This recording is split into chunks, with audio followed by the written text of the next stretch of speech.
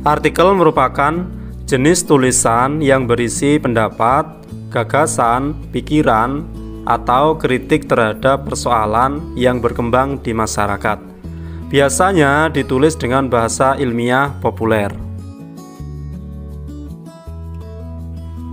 Sedangkan artikel opini yaitu tulisan yang berisi pendapat penulis tentang data, fakta, fenomena, atau kejadian tertentu dengan maksud dimuat di surat kabar atau majalah.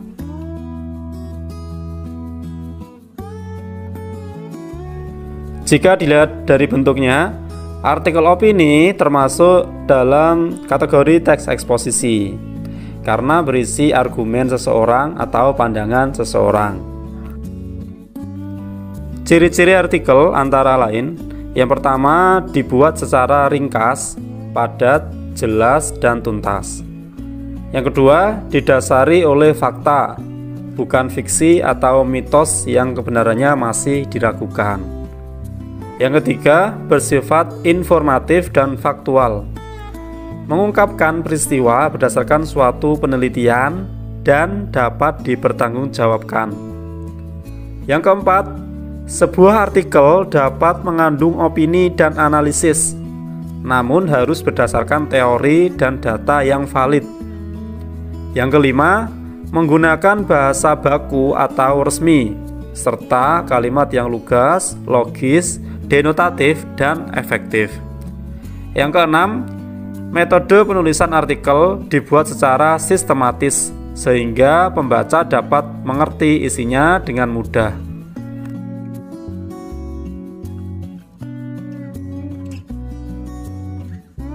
Struktur artikel: yang pertama, tesis atau pernyataan pendapat, berisi masalah atau isu yang sedang dibahas atau sedang dibicarakan. Yang kedua adalah argumentasi. Selain tesis, bagian terpenting opini adalah argumentasi. Argumentasi yang dikemukakan harus kuat, dalam arti harus didukung dengan data dan fakta, karena artikel opini pada umumnya bersifat aktual yang berisi analisis subjektif terhadap suatu permasalahan. Argumentasi yang dibangun harus konstruktif agar pesan dalam tulisan dapat diserap secara baik oleh pembaca. Struktur yang ketiga, pernyataan ulang pendapat, yaitu penegasan kembali pendapat yang telah dikemukakan agar pembaca yakin dengan pandangan atau pendapat tersebut. Kebahasaan teks artikel: yang pertama, menggunakan kata rujukan. Kata rujukan adalah kata ganti yang menunjuk pada kata lain yang telah digunakan sebelumnya sebagai pengganti dari kata aslinya. Kata rujukan dibagi menjadi tiga. Yang pertama, kata rujukan benda. Yang kedua, kata rujukan tempat. Dan yang ketiga, kata rujukan orang atau persona. Unsur kebahasaan yang kedua, penggunaan kosakata. Kosakata adalah keseluruhan kata, perbendaharaan kata, atau istilah yang mengacu pada konsep-konsep tertentu yang dimiliki oleh seseorang.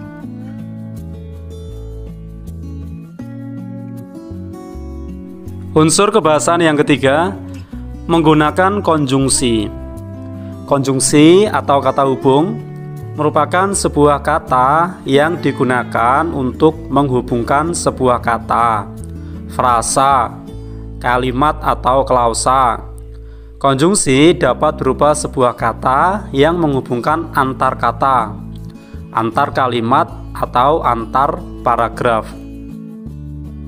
Adapun konjungsi yang sering digunakan dalam teks ini, yang pertama, konjungsi yang menunjukkan urutan waktu, seperti contoh pertama, kedua, kemudian, berikutnya. Yang kedua adalah konjungsi untuk memperkuat argumentasi, yaitu konjungsi kasualitas atau konjungsi sebab akibat. Contohnya karena, jika, akibat, agar, oleh sebab itu, dengan demikian, dan lain-lain. Unsur kebahasan yang keempat menggunakan kata baku. Kata baku merupakan sebuah kata yang sesuai dengan kaidah bahasa Indonesia. Kata baku biasa digunakan dalam kalimat atau tulisan yang bersifat formal. Unsur kebahasan yang kelima menggunakan adverbia. Adverbia adalah kata yang memberikan keterangan pada verba, adjektiva, nomina predikatif atau kalimat. Adverbia yang sering digunakan dalam teks formal yaitu adverbia frekuensi. Misalnya jarang, sering, kadang-kadang, sekali, 2 kali.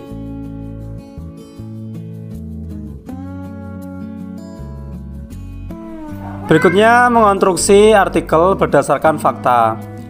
Artikel dapat disajikan dalam 5 pola. Yang pertama, pola pemecahan topik. Pola ini memecah topik yang masih berada dalam lingkup pembicaraan yang ditemakan menjadi subtopik atau bagian-bagian yang lebih kecil dan sempit. Kemudian menganalisis masing-masing. Yang kedua, pola masalah dan pemecahannya. Pola ini lebih dahulu mengemukakan masalah, atau bisa lebih dari satu, yang masih berada dalam lingkup pokok bahasan yang ditemakan dengan jelas. Selanjutnya, analisis pemecahan masalah dikemukakan oleh para ahli di bidang keilmuan yang bersangkutan. Yang ketiga, pola kronologi. Pola ini menggarap topik menurut urutan peristiwa yang terjadi. Yang keempat, pola pendapat dan alasan pemikiran. Pola ini digunakan bila penulis hendak mengemukakan pendapatnya sendiri tentang topik yang digarapnya, lalu menunjukkan alasan pemikiran yang mengarah ke pendapat tersebut. Yang kelima, pola pembandingan. Pola ini membandingkan 2 aspek atau lebih dari suatu topik dan menunjukkan persamaan dan perbedaannya. Pola ini paling sering dipakai untuk menyusun tulisan. Mengevaluasi informasi dalam sebuah artikel.